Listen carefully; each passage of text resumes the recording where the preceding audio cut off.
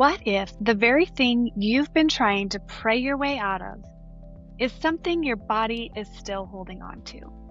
What if you can love God, know truth, serve others, and still find yourself in a place so dark you don't recognize your own thoughts? And what if the turning point isn't more striving, but finally being seen, known, and held in truth and love? Welcome to the It's Your Story to Tell podcast. I'm your host, Megan, and I'm joined today by Maria Morgan. Thank you, Maria, so much for being here with me. This is not a easy conversation that we're going to be having today, but I also think it's incredibly important. I just want to start out by acknowledging that if you find yourself in a dark place, feeling like you have no options, that you're not alone.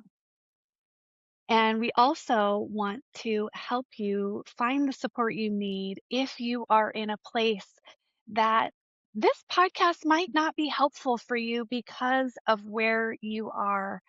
And if you need support right now because of thoughts of suicide or suicidal ideation, just feeling you can't go on any further, I want to encourage you to reach out to the National Suicide and Crisis Lifeline, and you can do that by dialing 988. There are people available to support you right now. Today, we're going to hear a very vulnerable story about Maria's struggle with anxiety, depression, and 2 suicide attempts.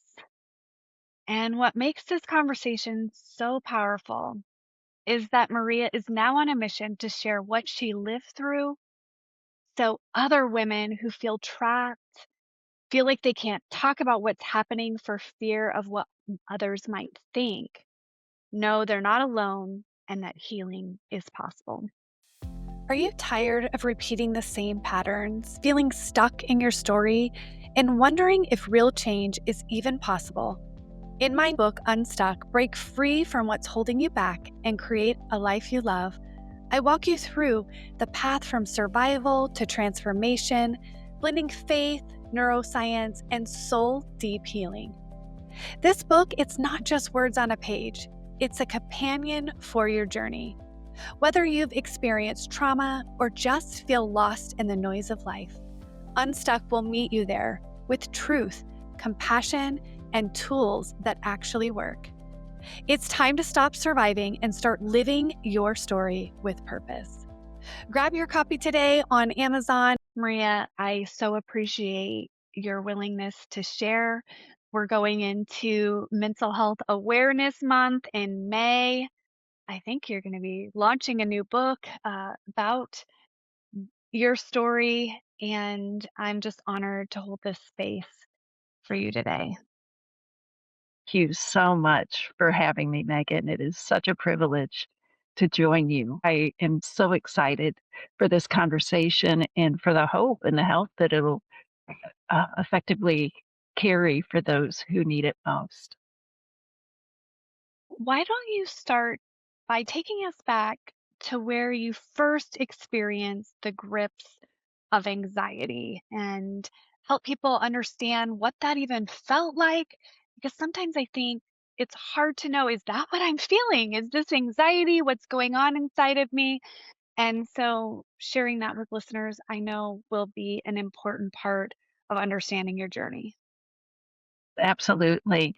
And it's interesting too that you mentioned that about the first feelings and things that you experience with anxiety, because I would tell you that the major anxiety that I experienced twice in my life was in 2006 and then again in 2020, 21. So before that, though, looking back even into my childhood, there were definitely signs that I struggled with anxiety. So there were things like the stomach aches, the difficulty sleeping, uh, the worrisome thoughts that I would get stuck in, but they were never debilitating at that point. So it really wasn't until uh, 2006, when I got in a car accident, that I would say I began experiencing major anxiety. And I had no idea where it came from. So that in itself was probably the scariest thing for me. I'd gotten in a car accident, and what bothered me about it was that the police officer had assigned me about 30% of the responsibility. And it was the other driver had actually crossed a double yellow and had hit my driver's side of the vehicle when I was going to turn. So it really wasn't my fault, but I was assigned 30% of that responsibility. And that really bothered me, that injustice, sense of injustice. On top of that, I did have a few physical issues, and uh, it was not really something that was that required any kind of surgery or anything like that. But it was soft tissue damage, and our rib cage was out of joint. So I did end up going through a series of steps, going back and forth to the hospital, thinking that I was experiencing all these different things physically, when that was actually triggered by the anxiety. So I went through about a 9-month period that first time, and the I was able to get through it by, again, my husband was super supportive. I had a supportive network at church, friendships. I did take medication for a while to be stabilized, to be able to work through it, and then also had a great godly counselor. So those things together really helped me that first period of anxiety that was about 9 months. So I got through that, and then never did really understand the root cause. And I just thought, well, I got through it. I don't need to worry about that anymore. Go on with my life. Fast forward about 15-ish years, 15, 17 years. And we were caregiving for my mother-in-law, and she had dementia. So it was an honor to be able to have her in our home and to take care of her during that time. But there were times when she was staying with us, as with somebody with dementia, there are things that they do that are not necessarily safe. And my husband would, try to reason with her, if you will, and that did not go over so well. So there was some tension in our home as a result of that. And for some reason, at the time, I didn't understand why, but that would really, I would just shut down. And I would just go upstairs or find something else to do when that was happening. That arguing really bothered me. And from there, it was probably, we had her for 3 months. So at the end of that 3-month time period, we took her to another sibling's, one of my husband's sisters, to continue the caregiving process. And I fully expected that anxiety and depression to just leave, but it didn't. So I thought to myself, well, maybe it's just that I need to get back involved in all of the things that I was doing before my mother-in-law came. So I dived back into a prayer team that I was part of. And also I started teaching an online Bible study, keeping in mind that we're in 2020, or just coming out of 2020 at that point. So I was leading that study online. And then my husband and I were teaching a Sunday school class. So was a lot of activity, all good things. But the more time passed, instead of helping the anxiety and depression, it got worse. So it snowballed to the point of me feeling like I can't teach this study. I'm not worthy, because I found myself comparing myself. The book was on comparison, living free in a measure up world, something along those lines. So I found myself comparing in all of the categories that the author was talking about. And I ended up stopping the study. And things continued to get worse and worse until November of that year, which would have been 2021. I attempted to end my life. And that was something that I would never have told you that I would be capable of. It was not something that I ever saw as being part of my story. Suicidal ideation was not on my radar. It Mm. from a place of exhaustion that I just wanted the pain and the exhaustion to quit. So at the end, after that, obviously I was, by God's grace, not successful. I went to the hospital. At that point, I told my husband I wanted to go to the hospital to make sure that I was okay. And there was a state mandated stay following that. And that was a pretty traumatic experience for me, very eye opening in a lot of ways. And my husband, at that point, when he came to pick me up, had gotten me into a 12-week program that was highly recommended here in my hometown. So I attended that. And really, by the end of it, even though I went through and did everything that I was required to do, being the rule following person that I am, I ended up not really any better, but pretended like I was Mm. doing better at that point. And I continued that facade, not wanting people to know what I had struggled with or that I was continuing to struggle. Going to church was extremely difficult. I felt an enormous weight of guilt, shame. Um, my how I viewed myself at that time, I really just wanted to avoid thinking about what I had done and pretend like it never happened. But at the same time, I knew what I had done and didn't want anyone else to know. I didn't want people to get close to me. So I began isolating. And that went on for a good while. By November of 2022, I attempted a second suicide. Mm. And again, by God's grace, He preserved my life. And after that, I entered psychosis. And psychosis is a time when you are detached from reality. So I had my own reality that I was living in, and I fully believed that my husband and family members were trying to kill me.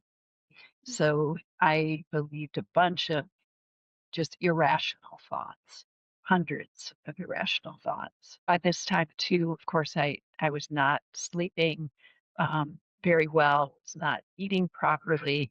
So I had a lot of physical things going on at the same time that I had all of the thought processes that were irrational. So that's where I was for 9 months again, from the time of the second suicide attempt until August 11th, which at that point I was able to share with my husband. It kind of came to a head, and I just spilled everything that I believed was happening, shared all of those irrational thoughts. And he wrote them down and said, I'm going to have some friends of ours who had walked through most of the journey with us to come over the next day and share truth with me. Of course, if you think about it, I was had pushed everyone away. We had not told the majority. We hadn't told anyone other than my mom, my brother, and our daughter, and my son-in-law about the second suicide attempt. So it terrified me to think about I need to tell the truth in front of these people. And they came throughout the day. It wasn't all at once. But that was a real turning point in my journey because, as you know, Megan, when we bring things that have been in the dark for so long into the light, they lose their power. So those lies that I had believed, just verbalizing things, it was in hearing truth as well from the people that came.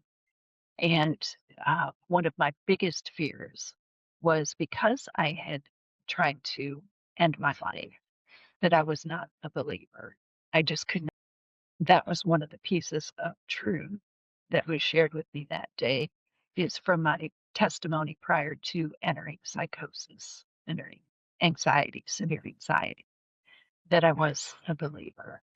So it was almost as if the Lord used that. He did use the unconditional love of those people shared with me to open the door to my mind just a little bit, to let that light in and offer hope. So that really began the turning point in my story. It was only about 2 weeks, 2.5 weeks after that, that I experienced the Lord's healing. And that came through a series of uh, steps that are so precious to me now, thinking back. I had mentioned uh, the people that were there that day and the irrational thoughts that my husband had written down.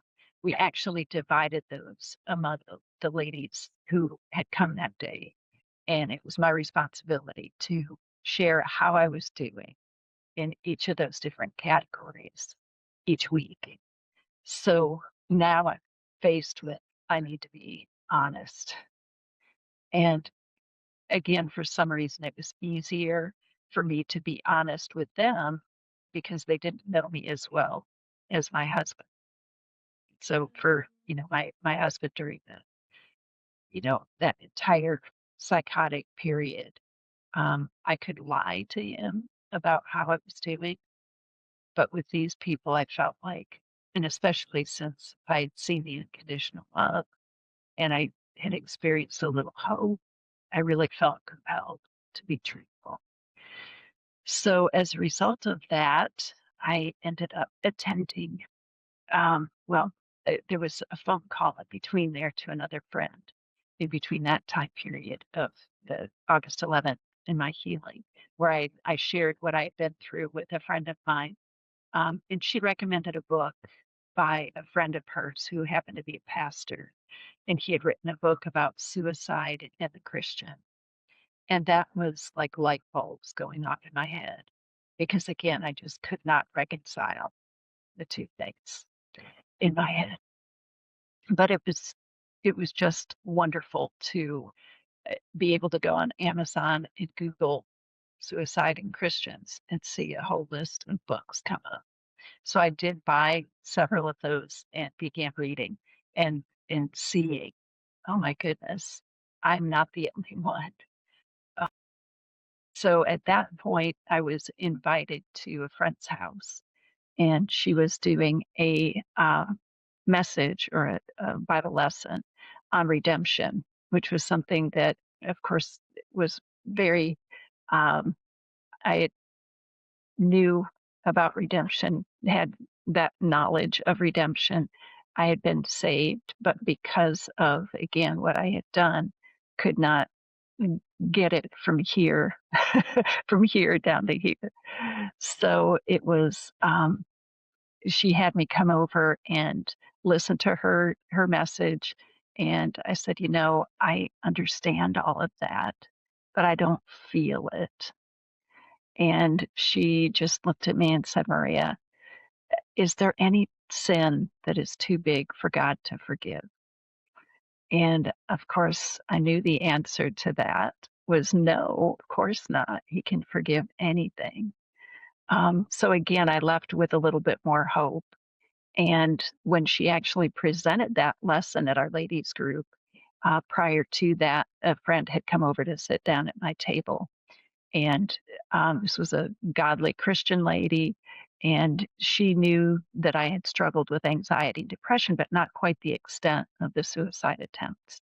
And she began sharing with me some of the things that she had been struggling with. And it was very similar to what my thought processes.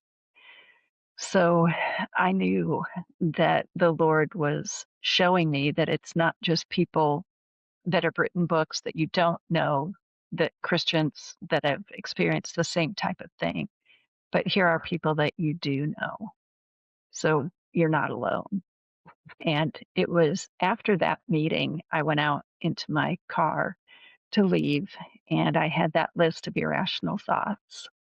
And I just said, Lord, I don't want to live according to these irrational beliefs anymore.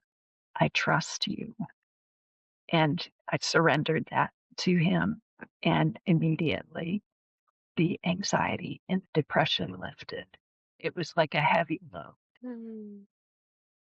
So that lack of trust that caused me to try to control everything, um, and only trust myself was a result of the mistrust back there in childhood.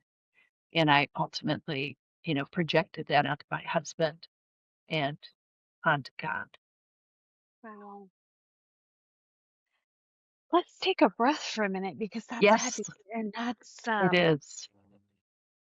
not an easy thing to walk through. I'm so thankful that you're able to just share the details and how you were feeling and such depth so that people can understand that this was not just a little bit of anxiety or depression, but it started out that way. And over time, it continues to grow. And I appreciate that you shared about what we keep in hiding. It grows, it gets bigger, and it can start to take over any rational thoughts that we have, any hope that we had when we have past traumatic experiences that wire our brain to respond in certain ways to protect us in the moment. But ultimately, those protection mechanisms end up keeping us stuck when we're no longer in that survival moment, but it created this way of behaving because it was something that you faced over and over throughout your childhood. And I think that's a really important thing for us to draw attention to in my own life. I had a moment on the bathroom floor where I was not wanting to keep going. I didn't want to live anymore. And it was by the grace of God that I was like, wait, I have children. I don't want to cause them more trauma. But I didn't know I had trauma. And I didn't realize that my life was showing me that I did have trauma. My body was trying to alert me to it, but I just kept shoving all of those signals down and was pressing forward. And I was hurting myself. I was not being the best mom, and I wasn't modeling healthy coping mechanisms. And God showed up for me in that moment and helped me to start taking my thoughts captive and exposing them to the light and to the truth. So very similar, while yet yours was friends exposing it to you, God started that process and then bringing friends alongside of me as well. And I really think this is important as Christians to recognize because there were so many times that I felt like not good enough as a Christian. And I had such a desire to love God and live a life according to his will. But if you looked at my life, there second unhealthy marriage, All of these things that I was trying to keep hidden from people because I was so ashamed. And yet that was keeping me stuck in the same cycle over and over again. And I remember always feeling like I didn't measure up to other Christians. And I even had someone tell me they didn't think I was saved because of the way I was living in my life, the divorce. There wasn't fruit to my salvation. And that was really unbelievably painful. And at the time, I had done so much work and I was able to say, I don't believe that's true. I know when I was saved, I remember asking the Lord to come into my heart. And yet I had so much trauma between the time of that 5-year-old praying in the living room with my mom to having that conversation that had reprogrammed me. And I was like you, trying to control things, trying to hide things to make it look like I had it together because I wanted to be seen as a Christian. And I was so thankful that I had that moment with the Lord on the bathroom floor where I knew my identity in Him. I just knew that I needed to learn how to walk that out because I didn't know how to do that. And that's what we're going to talk about in this next part is how do we continue that journey of healing? What did that look like? And ultimately, what led you to write your book? I've also written a book, and how we're using our stories to help others see what's possible when we pay attention to all of the signs that our body, mind, and spirit are trying to alert us to. Thank you for being here for this part of the conversation. Listeners, come back and join us as we hear more from Maria and her journey to where she is today and how she's making a difference in the world.